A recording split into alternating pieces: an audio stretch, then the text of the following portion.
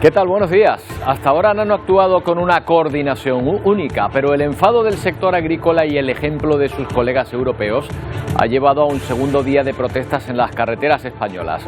Hoy los tractores marchan sobre Barcelona, Málaga, Toledo, Logroño o Valencia, causando serios atascos de tráfico o bloqueando accesos a los puertos.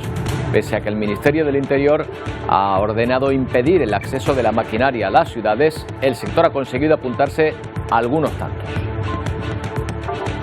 Esto es inasumible ya, se acabó, no llegamos.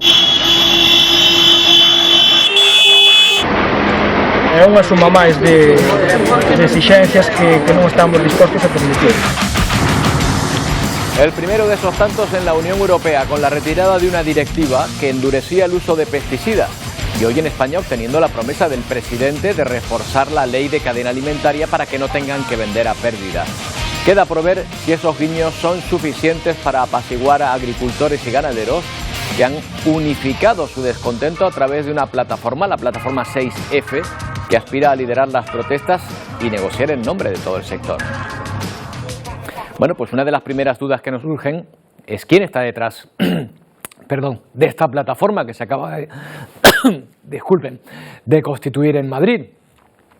Vamos a hablar, si nos lo permite la garganta, con Román Santalaya. Es miembro de la ejecutiva de UPA, la Unión de Pequeños Agricultores y Ganaderos. ¿Qué tal, Román? Me va a disculpar, pero un problema de garganta va a surgir, ¿eh? No. Bueno, parece que ya podemos hablar. Dígame, Román, ¿se han unido ustedes a esta plataforma? A ver si me escucha bien, que no le he escuchado, lo siento, ¿eh? Sí, le escucho ahora perfectamente. Dígame, ¿se han unido ustedes a esta plataforma de 6F?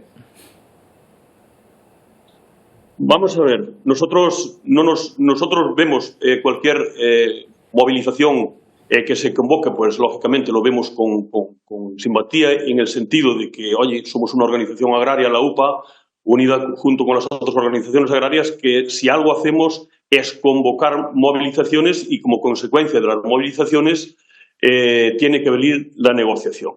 Y por lo tanto, yo estaba ahora mirando las fechas de las movilizaciones y es verdad que empezaron el día 6, siguen hoy el día 7, mañana las organizaciones agrarias convocan en Ávila, Salamanca, Ciudad Real y Huesca, el 9 de febrero también en Castilla y León, el 12 de febrero siguen en Castilla y León, el 13 siguen en La Rioja y Aragón, el 14 siguen en buena parte de Castilla y León, Castilla-La Mancha y Andalucía, el 15 siguen por la zona de Cataluña, el 16 en Cantabria. Es decir, las movilizaciones están convocadas y además lo importante es que están convocadas bajo el paraguas de la unidad de acción. Eso yo creo que hay que respaldarlo y sobre todo respetarlo, porque las organizaciones agrarias de ámbito nacional y también de ámbito regional somos las responsables en este caso, por supuesto, de convocar las movilizaciones, pero somos sobre todo los responsables de sacar una buena negociación tanto con el Gobierno central como con la Comisión Europea y, por supuesto, y no es nada menor, con las comunidades autónomas. Román, esa unidad de acción será ahora, porque un poco las plataformas han ido surgiendo casi espontáneamente, ¿no? A través de WhatsApp, no convocadas por las distintas plataformas, sindicatos o asociaciones. Bueno, no cabe la menor duda, con nosotros, por eso le digo, lo vemos con todo el respeto, pues son plataformas, pues oye, yo no sé si están dirigidas o no están dirigidas por alguien, ni me interesa saberlo ni no saberlo. Nosotros sí que es verdad que ya convocamos con tiempo y forma, de eso usted cuenta que somos organizaciones agrarias profesionales, con lo cual, lógicamente, tendremos que convocar con tiempo y forma las tractoradas que le he enunciado. Y el tiempo y forma significa que necesitamos unos días para convocarlo a las subdelegaciones de gobierno y a partir de ahí pues hacer las mayores movilizaciones que podamos. Las que están convocadas a lo mejor no han sido convocadas de esa manera. Entiendo. Oye, nosotros ya le he dicho de principio que lógicamente mucha de nuestra gente seguramente está acompañando y nosotros la respetamos, faltaría más. Faltaría más que una organización agraria como la UPA no respete estas movilizaciones, pero tenemos que seguir nuestro cauce y nuestro camino, porque tenemos que convocarlas y luego sí, las haremos con toda la contundencia, no lo quepa usted la menor duda, y sobre todo esperamos que los gobiernos, tanto central como autonómicos y sobre todo por la Comisión Europea, que estamos viendo que está reculando, seguramente porque hay unas elecciones europeas, pero está reculando en muchas de las decisiones erróneas, y ahí es donde nosotros queremos reforzar nuestro posicionamiento, que va a ser de movilizaciones durante todo el mes de febrero. Entiendo entonces que esa decisión de terminar con la limitación de pesticidas o no aumentar esas limitaciones, o la promesa del presidente estatal Pedro Sánchez de reforzar la ley de cadena alimentaria, no van a ser suficientes para parar las protestas. ¿Qué más van a solicitar? Mire, no es cuestión de que yo ahora me limite a citar pues una amplia tabla reivindicativa que tiene mi organización, la Unión de Pequeños Agricultores, en el ámbito nacional y, por supuesto, en el ámbito canario, pero también reforzando, como le digo, la unidad de los agricultores y los ganaderos en torno a las organizaciones agrarias y de cooperativas. Mire, eso nosotros no le negamos que es un paso adelante. Le decía antes, es un paso atrás de la propia comisaria, de la presidenta del Consejo, la señora Sí, Ursula von der Leyen. Ursula von der Leyen, efectivamente. Pero fíjese usted bien, nosotros llevamos de movilizaciones, ya llevamos, no solo en el 19, que tuvimos que parar como consecuencia de la pandemia, sino que también ya llevamos ahora mismo semanas o meses como consecuencia de una decisión errónea por parte del Consejo, que nos estaba respaldando incluso el propio Parlamento Europeo, porque las decisiones que han tomado van directamente contra la agricultura y sobre todo contra la ganadería europea. Mientras luego pues los productos procedentes de terceros países no se le pide absolutamente nada, ni siquiera las analíticas que hacen en fronteras son escasas, por no decir nulas, y con un nivel de exigencia infinitamente inferior a los niveles de exigencia que tenemos de producción, tanto en la agricultura, pero ya no le digo nada, en la ganadería, que tienen que cumplir todo el proceso de requisitos de cumplimiento de la agricultura, pero también del cuidado de los animales. Y eso es absolutamente incumplible. Por lo tanto, ante cuestiones incumplibles, pues claro, la gente explota, porque tiene que explotar, pero tiene que hacerlo, lógicamente, en torno a las organizaciones agrarias, que somos y seremos las que al final tengamos que negociar todo esto pues con el gobierno competente del Estado, Román, de las comunidades autónomas y de la Unión Europea. No nos queda mucho tiempo, pero ahora mismo la sensación es que gozan de la comprensión de los ciudadanos, pero supongo que son conscientes de que si siguen los cortes de carreteras, esa comprensión puede tornarse en enfado, ¿no? Somos conscientes. Se lo digo también desde la experiencia que llevo. Imagínese usted la cantidad. Yo gestiono la ganadería en mi organización. Por cierto, yo soy ganadero, tengo mis 200 y pico vacas de leche y ordeño las vacas todos los días. Para si alguien, porque esto hay que también ponerlo en valor. Quiero decirle que tengo mucha experiencia en cortes de carreteras, en tratoradas, en dejar de entregar leche semanas, es decir, mucha experiencia en este tema, y conozco muy bien el hartazgo de la ciudadanía. Nosotros, lógicamente, pedimos comprensión y sabemos que en muchos casos pues, vamos a afectar directamente pues, a su situación personal o a sus intereses. Pero yo creo que va a ser bueno para el conjunto del país la negociación que se saque finalmente, porque un país con una buena agricultura, con una buena ganadería, con una buena industria agroalimentaria, tiene aseguradas dos cosas. Lo primero, la alimentación, como la tienen instrumentos de productos alimenticios sanos, con una seguridad alimentaria mejor del mundo y a precios, si me permite usted, asequibles. Para nosotros muy baratos, que tienen que subir nuestros precios, que para eso estamos en la calle, pero para los consumidores son asequibles. Y en segundo lugar, seguir fortaleciendo el potencial que tiene la agricultura y la ganadería y la industria agroalimentaria, que hoy es casi el primer sector económico en exportación. Por eso hay que ponerlo mucho en valor. Pues, Román. Y todo el crecimiento luego relacionado con el medio ambiente, cambio climático, etcétera, etcétera. Román, son muchas las cuestiones de las que seguiremos hablando en estos días, porque por lo que me ha comentado parece que hay un calendario de protestas bastante amplio. Gracias por atendernos. Buenos días. Muchísimas gracias a ustedes. Muy buenos días. Bueno, vamos a ver cómo está la situación a esta hora de la mañana. Uno de los puntos donde se concentran las protestas es la localidad de Madridejos, en Toledo. Desde allí nos cuenta la última hora Marina Moreno. Marina. La situación en este punto de la A4 a la altura de Madridejos es prácticamente de bloqueo total. Vemos una larga fila de camiones que continúan aquí parados y también muchos tractores y agricultores que continúan concentrados en esta segunda jornada de movilizaciones. Eso sí, se está permitiendo la apertura al tráfico en ambos sentidos. Cada 2 horas aproximadamente lo hace la Guardia Civil. Los agricultores y ganaderos han pasado aquí toda la noche y dicen que no se van a mover hasta que se escuchen sus reivindicaciones, a pesar de que Bruselas ha anunciado ya algunas medidas que beneficiarán al sector. Ellos consideran que no son suficientes. Es la segunda jornada de movilizaciones convocadas al margen de cualquier organización agraria y dicen que tienen fuerzas y unión para continuar. Cada 2 horas se abre el paso, o sea que se imaginan todo ese tiempo los atascos que se están produciendo en algunos de los accesos principales en esta provincia de Toledo. Los agricultores han ganado ya una pequeña batalla, la de que se añadan más límites al uso de pesticidas, pero continúan con sus demandas. A los cortes de carreteras unen ahora el objetivo de bloquear los centros de distribución de alimentos. Los agricultores continúan con sus demandas a bordo de sus tractores. Países terceros que están metiendo productos sin controles fitosanitarios y no podemos competir con ellos. Nosotros tenemos unos controles que ellos no lo exigen. Y así, por la mayoría de las vías de comunicación de España, han colapsado carreteras, bloqueado centros de distribución de alimentos y rodeado algunas de las principales instituciones públicas. Pero también contamina Michelin, también contamina la FASA, también contamina China, también los barcos que traen el cereal de fuera. ¿Qué pasa? ¿Que solo contaminamos nosotros? Una 2030, que lleva el mismo pin Feijóo que Pedro Sánchez.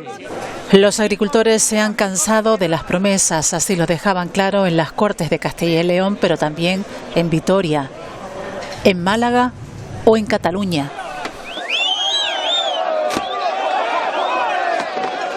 Pasamos más tiempo con los papeles que en el campo, sacando el alimento. La Unió Europea està molt basada en el que és l'agricultura centroeuropea, l'agricultura continental. Nosaltres tenim una agricultura mediterrània que és totalment diferent. El sector agrario se ha unido y lo ha hecho a través de plataformas como WhatsApp o Telegram. Sus objetivos, los mercados centrales y los puertos, mientras el gobierno tiende la mano al diálogo y entiende las demandas.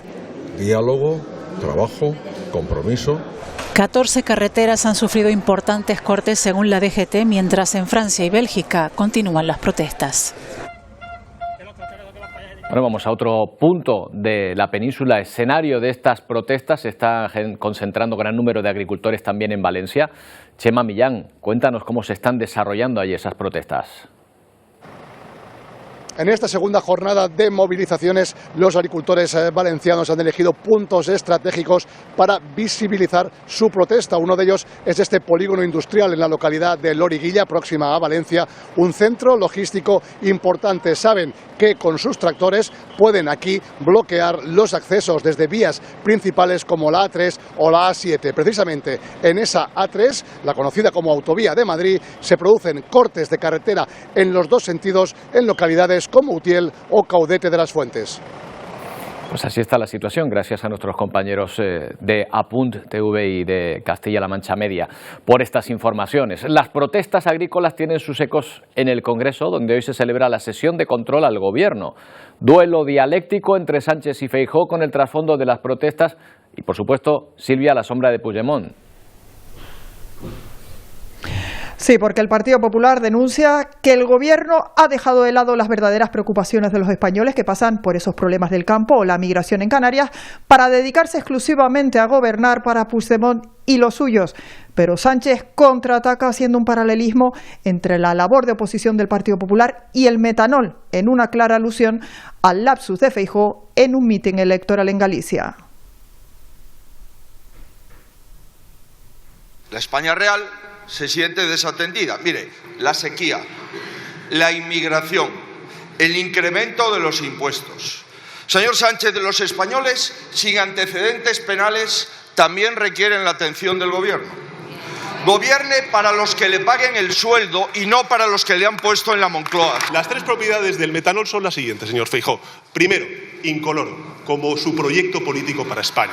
Segundo, inflamable, como su afán por la hipérbole y el insulto. Y tercero, tóxico como su catastrofismo económico y su afán para envenenar la convivencia de este país. Otro asunto del día. Noticia de última hora en Oriente Próximo. Hamás aceptaría la propuesta de Qatar para la liberación de rehenes. Hoy se cumplen 4 meses de guerra en Gaza y las negociaciones para una nueva tregua parecen estar avanzando. Estados Unidos es junto a Qatar uno de los principales mediadores para alcanzar el acuerdo y su presidente Joe Biden mostraba optimismo hace apenas unas horas. There is some movement, and I don't want to. Algo se mueve, está diciendo Joe Biden, el máximo mandatario estadounidense, daba a entender de esta manera que una pausa en el conflicto podría estar más cerca. Eso sí, para Biden las condiciones para la liberación de los rehenes que plantea Hamás son aún exageradas.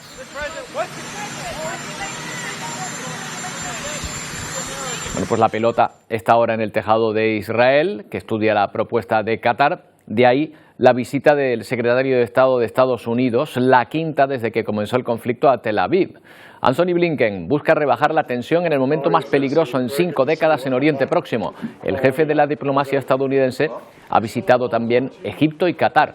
Son los 2 países que están mediando, que llevan semanas trabajando en una propuesta de alto el fuego de 6 semanas de duración que dé paso a un intercambio de cautivos de Hamás a cambio de liberar también a presos palestinos.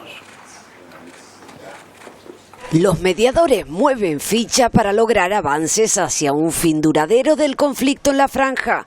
Qatar ve en la respuesta de la milicia islamista un gesto positivo y Estados Unidos dice que revisará el acuerdo con Israel. Las condiciones que propone la milicia palestina serían, según fuentes de la organización, un alto el fuego de 6 semanas y la liberación por Israel de entre 200 y 300 presos palestinos, a cambio de la puesta en libertad de 35 a 40 rehenes capturados por Hamás. También la llegada de más ayuda humanitaria a Gaza. Benjamín Netanyahu, primer ministro israelí, insiste: no pondremos fin a la guerra antes de completar nuestros objetivos. Estamos en el camino de la victoria. El ejército israelí calcula que al menos 31 rehenes secuestrados por Hamás han muerto. Es casi la 1/4 parte de los capturados el pasado 7 de octubre por la milicia terrorista. Las familias de los fallecidos ya habrían sido informadas. Desde el gobierno de Israel se amenaza con la invasión terrestre de Rafah en la frontera con Egipto. En este enclave los desplazados cavan zanjas y colocan tubos con la esperanza de conectar su campamento improvisado a la línea de suministro del país vecino. El agua es la base, si hay agua, hay vida, dice este palestino. A pocos kilómetros de Rafah, en Han Yunis, los médicos tienen que priorizar a los pacientes con más probabilidades de sobrevivir. Hemos perdido muchas vidas porque no podemos atenderlos, cuenta este sanitario. En el hospital europeo, los heridos conviven en los pasillos con los desplazados. Desde que comenzó la guerra, más de 27.500 palestinos han muerto y 67.000 han resultado heridos, según el último balance médico del Ministerio de Sanidad de Gaza.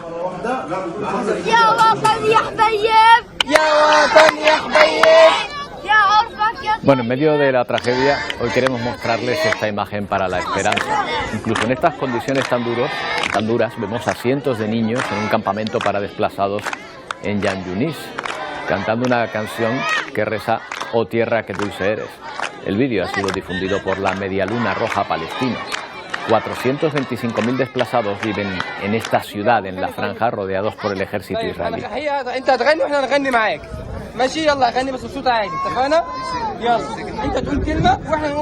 Bueno, y otra imagen llamativa. En plena crisis de confianza, Benjamín Netanyahu, el primer ministro israelí, recibe el espaldarazo del presidente de Argentina, Javier Milei, de visita en Oriente Próximo, y además con una actitud que llama la atención por su intensidad. Aunque intenso y Milei son palabras siempre relacionadas, la verdad. El caso es que el presidente visitó el Muro de las Lamentaciones, ahí lo ven, y tras recorrer el lugar y rezar se mostró así de emocionado ante la multitud que lo observaba. Tanta efusividad es fruto de la cercanía de Milei a la religión judía, a la que, según algunos medios, podría llegar a convertirse. Ahí está. Volvemos a nuestro país. Los bomberos han localizado 3 cuerpos entre los escombros del edificio que se derrumbó en Badalona ayer. Son 2 mujeres de 40 y 50 años y un hombre de 30. En su rescate ha sido clave la labor de la unidad canina y el trabajo de 45 miembros de emergencias que no han parado de buscarles durante la noche. Las víctimas vivían en pisos diferentes. El ayuntamiento ha decretado 3 días de luto oficial, mientras el resto de los vecinos del inmueble ha sido evacuado.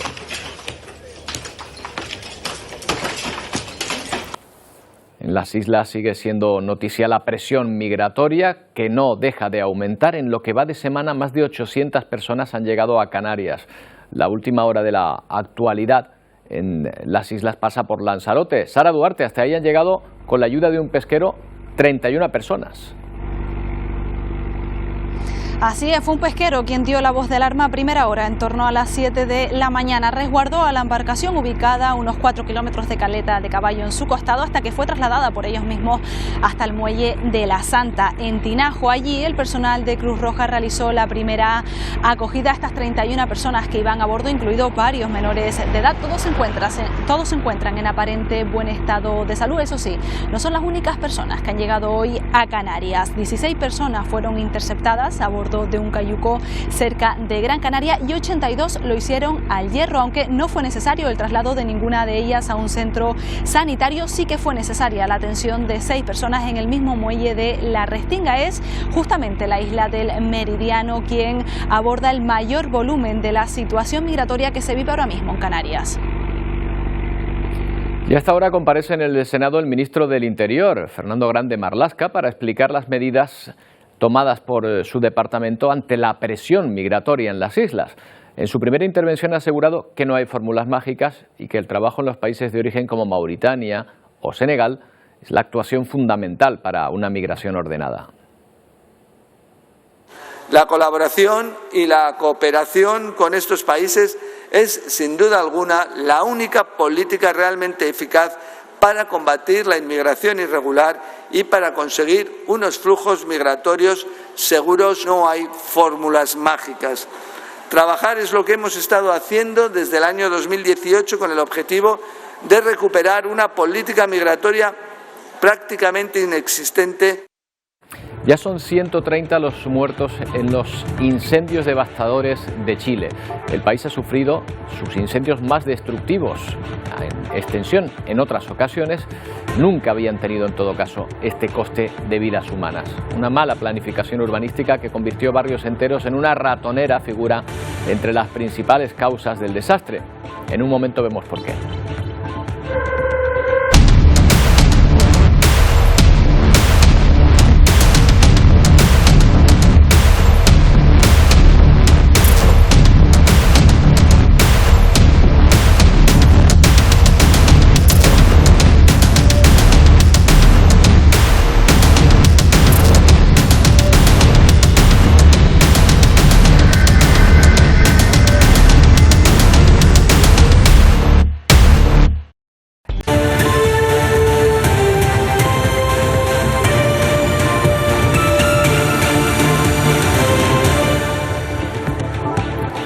Antes de hablar de los incendios de Chile, nos referimos a otra noticia que se ha producido en ese país, la muerte del expresidente Sebastián Piñera, que ha provocado numerosas reacciones en todo el país. Se han improvisado altares, incluso en las calles, se han colocado libros de condolencias en varias instituciones. Piñera falleció ayer en un accidente de helicóptero sobre el lago Ranco. Se encontraba junto a otras 4 personas que han podido sobrevivir al siniestro. La nave se hundió a 45 metros de profundidad y fue necesaria la intervención de buzos para rescatar el cuerpo.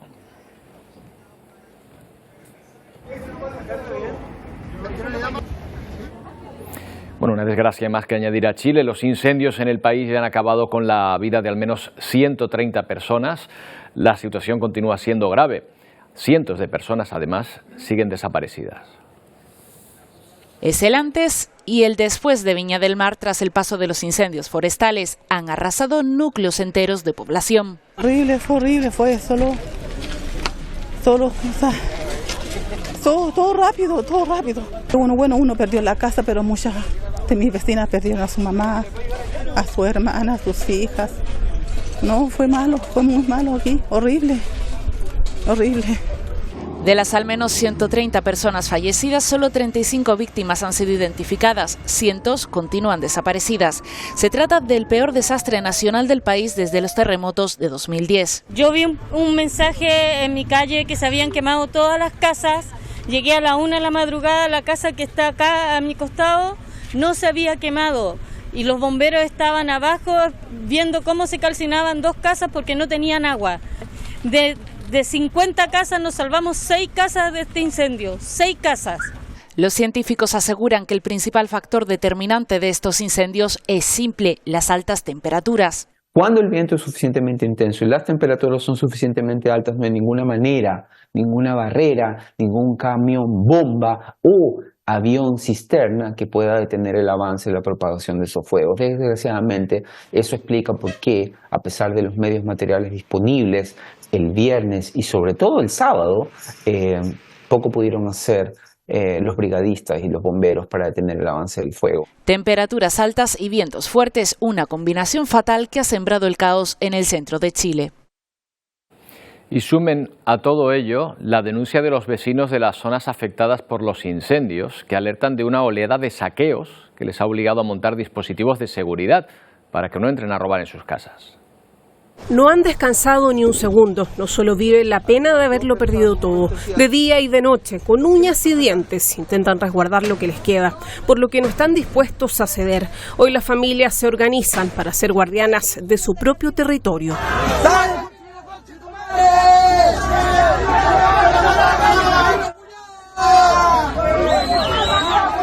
Lo que pasa es que vinieron a prender fuego de nuevo. Estábamos todos preocupados, estamos todos aquí haciendo turno porque yo sé que Carabineros, Bomberos no da abasto. Nos altera, nos pone nerviosos porque ayer dormimos tranquilos y hoy día de vuelta de nuevo. Aquí cualquier movimiento es sospechoso. Los vecinos y vecinas están a la defensiva y no es para menos. Así actúan en Villadulce por turnos. Es que ninguno está dispuesto a permitir que otros entren como Pedro por su casa e intensifiquen lo que ya es una tragedia. El domingo también hubo novedades por el incendio que hizo desaparecer al Jardín Botánico. Se identificó un par de sospechosos en el sector del Jardín Botánico, reportados por un avión, un helicóptero de la Fuerza Aérea, y que en coordinación con personal terrestre se logró su detención y disposición del Ministerio Público. Y no solo eso les quita el sueño y hace ser más fuertes a las familias afectadas. También se quedan día y noche para defender sus cosas y sus terrenos. Yo lo que quiero, solicito que manden a los carabineros, a los militares. Gente de otros lados vienen a saquear nuestras casas. Eso denunciaba la gente en el sector de Valencia Alto, tras la visita del presidente Gabriel Boric la tarde del domingo. Hoy día el toque de queda tiene por finalidad seguridad, permitir concentrar fuerza y medios para el combate de los incendios y también atrapar a aquellos que hoy día están incendiando nuestra región y atrapar también a aquellos que hoy día realizan prácticas tan impropias y tan inmorales como entrar a robarle a personas que han sido siniestradas. Las autoridades aseguran que se ha reforzado la fuerza policial y militar tras las denuncias de las familias. Ellas dirán si es suficiente. Por ahora, tienen decidido que seguirán con su plan de hacer turnos para que nadie les quite lo poco que les queda. Conectamos con Chile. Jennifer Valpreda Romero es directora ejecutiva de la Agrupación de Ingenieros Forestales por el Bosque Nativo. ¿Qué tal, Jennifer? Buenos días. Hola, muy buen día. Aparte del pirómano que pueda ser un enfermo mental, ¿qué tipo de interés puede haber en que alguien prenda fuego al bosque allí en Chile? ¿Hay algún interés económico que pueda rentarle a alguien? Se podría verlo, ¿eh? Yo no quiero con esto acusar directamente a nadie porque no podría, no hay pruebas, pero lo que sucede en Chile es que la mayoría de la tierra es propiedad privada, se rige bajo cierta regulación y sucede que cuando hay incendios y se destruye el bosque o la vegetación original, se cambia automáticamente el uso del suelo, entonces se puede destinar ese terreno a construcción, a inmobiliarias. Claro. Entonces se habla mucho de que pudiera haber alguna intención ahí de las inmobiliarias en construir. Ahora, como te digo, a mí me parece que tendrían que ser asesinos, o sea, una aseveración que yo no haría, ¿me entiendes? Pero sí, claro, es un incentivo perverso en ese sentido, o sea, si hay algún terreno quemado, que se ha quemado, claro, vienen las inmobiliarias y pueden construir sin mucho problema. Claro, al margen de la motivación que puedan tener algunos para prender fuego, Jennifer, lo que está claro es que hay una mala planificación precisamente urbanística en estas ciudades donde las víctimas quedaron atrapadas como en una ratonera, es que no tenían apenas por dónde salir, ¿no? Así es, mira, la zona de Valparaíso, de Viña del Mar, y Quilpué, que son las 3 ciudades más afectadas, son zonas muy, muy montañosas, son zonas en que hay mucha población en la periferia que está en situación irregular, es decir, tienen tipo campamentos, tipo tomas que se llaman, ¿cierto?, que se establecen ahí y no cuentan ni con muchos servicios básicos o con buenos accesos, no tienen acceso a la red de bomberos, de agua, de muchas cosas. Entonces, claro, hay una no regulación de eso, un control, ¿cierto?, que no está bien aplicado, pero hay algo más importante también, es decir, hay un problema de la interfaz urbano-rural y tú dijiste una palabra, hay como la planificación urbana y justamente acá está muy enfocado en lo urbano, pero no en lo rural. Entonces, ¿qué pasa en esta interfaz entre que llegan las ciudades o los poblados, ¿cierto?, el límite al que llegan y que empieza la vegetación? O sea, no debería haber vegetación alta, vegetación continua, porque cualquier incendio, hay mucho tránsito de gente ahí, entonces cualquier incendio, que es muy fácil que ocurra, se va a propagar rápidamente porque hay mucho pastizal, cosa muy habitual, pero además hay mucho combustible alto, grueso, seco. Estamos en una temporada de verano, te diría seca, no excepcionalmente seca, tuvimos años peores, pero se dan esta combinación de factores, de humedad, de temperatura, de todo eso, entonces frente a tanto combustible disponible, claro, es imposible hacer frente por más recursos que tengamos. Claro, se me antoja que es una cuestión de, como usted dice, planificación urbanística, pero también del propio entorno. No sé si allí de alguna manera hay un especial cuidado con los bosques, con las zonas naturales para delimitar unas zonas de otras. O sea, lo que hay principalmente con los bosques es las zonas protegidas, las áreas tipo parques nacionales, tipo reservas, ¿cierto?, como muy de alto valor ecológico. Y hay una regulación, sí, que establece dónde se pueden establecer las plantaciones forestales exóticas, tipo pinos, eucaliptos. Y también hay una ley del bosque nativo que prohíbe la corta de especies nativas y todo, pero es una ley relativamente reciente. Es decir, antes de eso hubo mucha sustitución de bosque y todo eso. Entonces sí existe una regulación, pero es parcializada. No hay como una planificación del territorio general, no hay una ley general que ordene esto. Y lo que te mencionaba al principio, el problema en Chile, creo que es un problema, que mucha de la propiedad es privada, entonces la Constitución protege mucho el derecho privado y entonces no puede venir alguien y decirte en tu predio, en tu terreno, tú no puedes plantar, tú no puedes hacer esto, si es que la ley permite que un terreno determinado pueda ser plantado, ¿me entiendes? O pueda ocuparse para diversos usos. Entonces lo que falta, claro, es una planificación mayor, pero que sea mandatoria, que sea obligatoria en el territorio. Y en el caso de que no pueda hacerse, que creo que es el caso chileno, lo que es muy importante aquí es el trabajo desde la comunidad y con la comunidad. Es decir, te menciono un ejemplo de algo que ocurrió aquí en este incendio. Una población chiquitita que creo que se llama Villa Botania o algo así, esto está en la ciudad de Quilpué. Ahí hubo un trabajo muy intenso del Servicio Nacional Forestal chileno con la comunidad y con otra organización de beneficencia, con Caritas Chile. Ellos trabajaron largo por entender la prevención de incendios, el control de los incendios, la detección temprana que tenía que hacer la comunidad, y fue el único sector que no se quemó, porque tenían un cortafuegos adecuado, porque tuvieron un sistema de vigilancia adecuado, en fin. Entonces me parece que en nuestro caso, ya que la propiedad privada y ciertas leyes nos tienen un poco restringidos para el tema del ordenamiento territorial, aquí lo clave es trabajar desde la comunidad informada, participativa, siendo responsable de la gestión de sus recursos, de sus terrenos. Claro, la prevención, lo que se trabaja justo antes del incendio. Ayer había 150 focos activos, no sé si la situación ha mejorado en las últimas horas, Jennifer. Mira, te cuento enseguida, tengo abierta aquí la página de la Corporación Nacional Forestal. Habla del número de incendios en el periodo actual y por lo menos en la zona de de Valparaíso, te menciono enseguida, habían número de incendios, espérame un poco, mientras busco esto. En combate al menos, en Valparaíso, no está el último número del oficial, así que me quedo con el número que tú tienes. No sabemos el día de hoy cuántos están activos y cuántos en combate. pero no creo que la situación haya cambiado mucho porque la situación meteorológica y las condiciones siguen siendo relativamente similares en esas zonas del país, así que yo creo que estamos más o menos en la misma condición hoy. Claro, si está seco y el combustible está seco como parece y hay mucho, pues evidentemente va a ser difícil apagar ese incendio hasta que no cambien las condiciones del tiempo. Lo digo por experiencia porque aquí también hemos soportado aquí en Canarias este desastre de los incendios, aunque por suerte no con ese número de víctimas. Jennifer, sí. Ojalá la prevención pueda evitar algo parecido a esto, que vuelva a suceder nada parecido. Muchas gracias por atendernos. Muchísimas gracias a ustedes.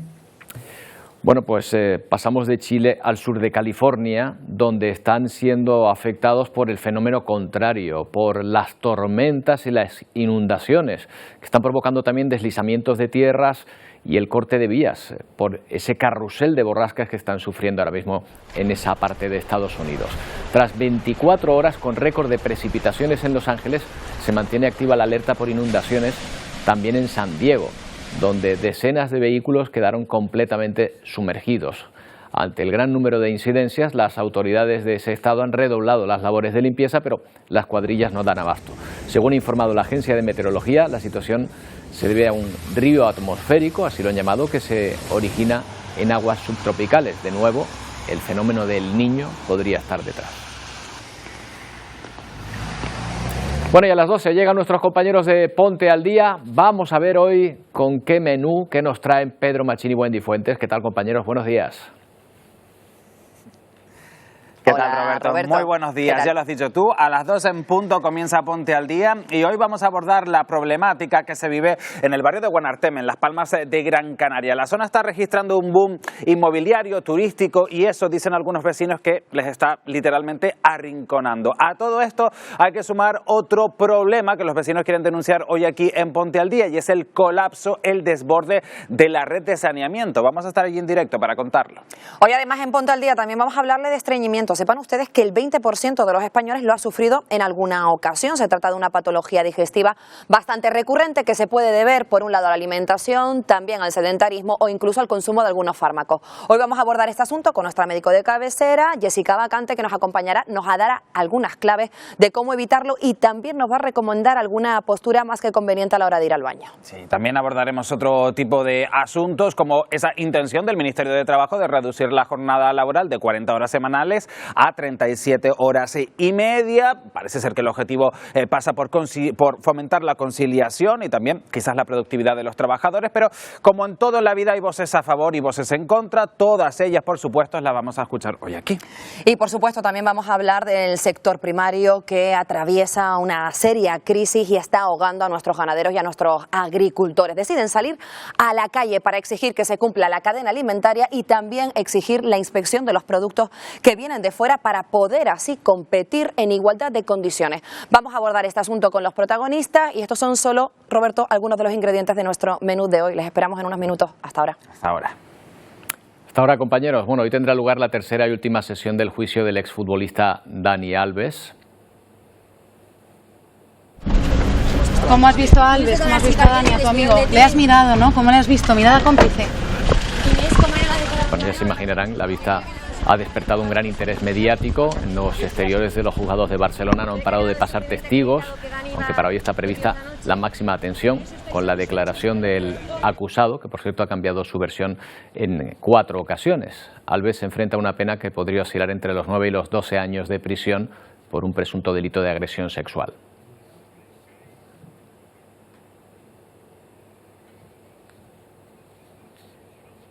Bueno, intentaremos hablar de este asunto, de cómo se juzga ahora este tipo de casos con una experta, pero antes la previsión del tiempo. Emilia, ¿qué tal? Buenos días. ¿Qué tal? Buenos días, Roberto. Se acerca, ya estamos a mitad de semana, se acerca ese fin de semana, la salida del carnaval a la calle. Vamos a ver qué tiempo nos vamos a encontrar. Vamos primero con la imagen de satélite para explicarles de momento que la inestabilidad no la tenemos cerca del archipiélago. Empieza de esa borrasca que han bautizado Carlota, que está muy al norte y que va a afectar a la península. Se va a desprender un frente muy débil, muy debilitado, que nos va a llegar a nosotros de cara al viernes. No es este que tenemos aquí, eso es nubosidad media y alta que ha ido entrando a lo largo largo de la jornada. Ese frente viene por detrás y está muy debilitado, con lo cual no esperemos que haga gran cosa en el archipiélago. Vamos a ver la imagen de satélite en el canal visible. Ahí se ve esa nubosidad de tipo alto y la tiene sobre todo en las islas occidentales. Tenemos cielos despejados en Gran Canaria, en Fuerteventura y en Lanzarote, pero esas nubes van a ir recorriendo el archipiélago. Y las temperaturas, tenemos que destacar que tenemos 26 grados de temperatura, por ejemplo, en el aeropuerto de Tenerife Sur, o también 25, casi 25 grados en la isla de La Graciosa. Vamos a ver lo que va a pasar en las próximas horas. Bueno, pues en principio el viento va a empezar a cambiar de sureste a sur, de oeste y de noroeste de cara al viernes. Ahí tenemos el viernes por la noche. Ya ese viento del noroeste, que además va a soplar con intensidad en las zonas altas, hará que empiecen a bajar también las temperaturas. Y ese viento es el que nos va a acercar esta pequeña vaguada que tenemos aquí, ese pequeño sistema frontal muy debilitado que, como digo, básicamente va a afectar a La Palma y a la isla de Lanzarote como mucho. Vamos a ver la previsión de precipitación, porque ahí nos vamos a dar cuenta cómo va a llegar esa nubosidad de frente activo. No sé si podemos poner el modelo de previsión, ahí lo tenemos. En las próximas horas va a estar completamente limpio, porque hoy no va a llover, mañana no va a llover, y ya de cara al viernes será cuando empiece a entrar la humedad. Ese viento del noroeste hará que entre un poquito de humedad y tocará la isla de La Palma, como les decía, y también la isla de Lanzarote, algo también en la cara noroeste de la isla de Fuerteventura. Fíjense como la mayor parte de ese frente está muy al norte de las islas. Días atrás ese frente se acercaba un poquito más y caía incluso en la isla de Tenerife, pero lo cierto es que a medida que han ido avanzando las horas, pues ese frente se ha debilitado y se ha desviado más hacia el Golfo de Cádiz. Así que la previsión para mañana, eso es el viernes, la previsión para mañana de momento va a ser un día muy similar al de hoy, en general con nubosidad alta repartida por todo el archipiélago, nubosidad alta y media también, veremos mañana, con ese viento que va a soplar de componente sur, de suroeste en las islas occidentales, que lo hará de flojo a moderado, aunque se va a intensificar en las costas, en las cumbres, hacia la cumbre, con temperaturas que también van a ir en ascenso, porque ese viento es de sur y las temperaturas las hace subir, y con una situación marítima que mañana también estará bastante tranquila, con marejada en las costas del norte y marejadilla en las costas del sur. Así que de momento cambios pocos, Roberto. Mañana pues situación similar a la de hoy, y sería el viernes cuando aumente la humedad, cuando se vaya la calima y cuando a ver si nos cae esas gotitas, aunque sea en La Palma y en Lanzarote. Bueno, pues veremos qué es lo que ocurre. Gracias, Emilia, buenos días. Hasta mañana. Bueno, estábamos hablando del proceso por la presunta agresión sexual de Dani Alves, el exfutbolista del Fútbol Club Barcelona. Vamos a hablar de este asunto, de la realidad procesal ahora de este tipo de casos, con Susana Gisbert Grifo, fiscal especializada en violencia de género. ¿Qué tal, Susana? Buenos días. Hola, buenos días. Bueno, estábamos comentando lo mediático en que se ha convertido este juicio. Las víctimas probablemente no lo quisieran que fuera así, pero ¿cree usted que al menos en casos como este sirven para demostrar que nadie está por encima de la ley? Hombre, esto es un arma de doble filo, efectivamente es un doble dolor para la víctima, pero yo creo que también para ella a la larga, aunque ahora lo tenga que sufrir, es positivo que se sepa que estas cosas no salen gratis, ¿no? Que yo creo que es muy importante, y además es muy importante para lanzar un mensaje a todas las futuras o pasadas víctimas, ¿no? Que hay que denunciar, porque no olvidemos que en estos casos si no hay denuncia de la perjudicada no se puede seguir adelante. Entonces es muy importante que se haga. Sí, hemos leído que se resistía a esa denuncia precisamente por miedo a que no la creyeran. Claro, ella lo que hizo, bueno, ella puso la denuncia, pero lo que hizo fue renunciar a una eventual indemnización si le tocara, para que la gente no pensara que, bueno, pienso yo que lo hizo por eso, ¿no? Parece lógico, para que la gente no pensara que se quería aprovechar del personaje y sacar dinero. No obstante, ella tiene derecho, ¿no? Porque, bueno, pues para resarcir de los delitos, bueno, pues si es un robo está claro que devolviendo la cosa o dando el dinero se resarce, ¿no? Pero un delito como esto, la única manera de resarcir es indemnizando, ¿no? Y era algo a lo que tenía derecho. Y afortunadamente para ella, puesto que tiene derecho, ha cambiado de opinión, y además la ley le permitía hacerlo antes y ahora lo permite expresamente. No le pueden poner ningún pero a que cambie siempre que lo haga antes del momento de la sentencia firme. ¿Qué otros cambios hay respecto a la ley actual de la anterior, de si se hubiese juzgado de acuerdo con la ley anterior, a la ley del CSI? Bueno, por un lado tenemos el tema de las penas, que en casos como estos pues tampoco hay una diferencia esencial. Y luego, pues procesalmente hay unos cambios de cosas que, aunque en principio ya se hacían, pues no estaban escritas blanco sobre negro, ¿no? Como es el caso, pues de lo que hemos dicho de la indemnización, o de que las preguntas que se hacen a la víctima no pueden afectar a su vida privada, que las preguntas que se hacen a él siempre se centrarán sobre si hubo consentimiento o no. Y todas estas cosas que ya se venían haciendo en la práctica jurisprudencial, pues han tomado carta de naturaleza negro sobre blanco, y es una herramienta muy útil para el juez para denegar todas esas preguntas que por una estrategia de defensa en un momento dado pudieran hacerse invadiendo la intimidad de la víctima o su vida anterior. O sea, ya se tomaban en cuenta estas cuestiones o estaban en la ley de enjuiciamiento criminal, me imagino, pero ahora digamos que se han compilado en ese nuevo texto. Sí, bueno, antes lo que decía es que las preguntas no podían ser ni capciosas ni sugestivas, ¿no? Que, bueno, es un concepto muy amplio que daba lugar a interpretaciones, ¿no? Y ahora dice directamente esto, con lo cual pues se lo pone mucho mejor a la víctima y mucho mejor a los tribunales, ¿no? A la hora de denegar unas preguntas y de que no le pongan un recurso por esto. Claro, decía usted también que las penas más o menos eran las mismas. Me pregunto, si fuese declarado culpable con la pena mínima, si ocurriría lo que ha ocurrido con otras personas antes, si de repente la pena que tendría es inferior, anterior a la ley del sí es sí. No, vamos a ver, este caso ya no da lugar a revisión, porque la revisión se ha hecho antes, en el momento en el que se ha calificado y se juzga los hechos. Las revisiones se hacen para casos que ya estaban juzgados y que en el momento en que se juzgaron no se sabía que habría una ley que podría beneficiar al reo. Pero en este caso, como en todos los casos que han sucedido en esta época, ya se ha calculado en esas circunstancias. Susana Gisbert, fiscal especializada en violencia de género. Gracias por atendernos. Buenos días. Venga, buenos días. Mucho gusto. Bueno, pues no tenemos tiempo para más. Toca despedirnos y lo vamos a hacer con ópera, pero con un estilo muy especial. Es una ópera china dentro de la gala del Festival de Primavera, que ya saben que allí han empezado a celebrarlo y que va a durar bastantes días más. Las artes marciales cobran un importante papel en esta ópera que muestra la esencia de estas artes tradicionales en aquel país.